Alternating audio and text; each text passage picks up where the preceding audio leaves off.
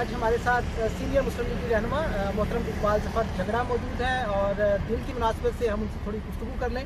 السلام علیکم سر، کیسے ہیں آپ؟ السلام علیکم جی، آپ سنائیں ٹھیک ہیں؟ جی الحمدللہ میں ٹھیک ہوں۔ ماشاء اللہ، it's a pleasure meeting you. Thank you very much. Sir آج 14 اگست ہے، اگر ہم پاکستانی 73 سالہ تاریخ دیکھیں اور اس میں سے میاں محمد نواز شریف کے 3 ادوار وہ جیسے بھی تھے، مکمل تھے نامکمل تھے، ان کو مائنس کریں تو پاکستان کیسا دکھتا ہے آپ کو؟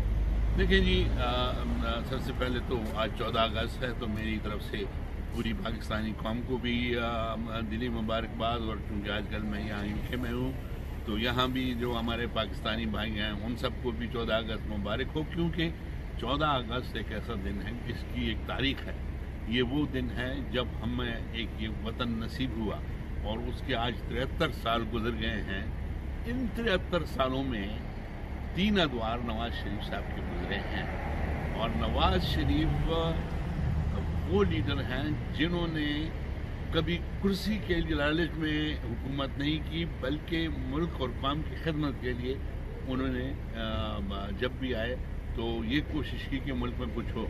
لہٰذا آپ دیکھ رہے ہیں کہ ان کے 3 ادوار پورے بھی نہیں ہوئے، لیکن انہوں نے جو کام کیے ہیں، چاہے وہ موٹر ویز ہیں، چاہے وہ ایئرپورٹس ہیں، کراچی کا ایئرپورٹ دیکھ لیں، لاہور کا انٹرنیشنل ایئرپورٹ دیکھ لیں، جہاں بھی ہو سکا انہوں نے وہ کام کیے جو ملک کی ترقی کے لیے ضروری تھے۔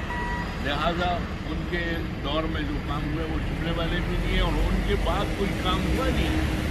مائنس نواز شریف تو پاکستان میں سمجھتا ہوں کہ قائد اعظم جناح کو ہم جتنا بھی خراج تحسین پیش کریں، خراج عقیدت پیش کریں، وہ کم ہے، لیکن ان کے بعد جو لیڈرشپ آئی ہے اور ہم نے دیکھا ہے تو اس میں جو 3 ادوار نواز شریف کے ہیں وہ تاریخی ادوار ہیں، اور اگر وہ نہ ہوتا تو میرے خیال میں پاکستان آج آپ کو بالکل نامکمل نظر آتا۔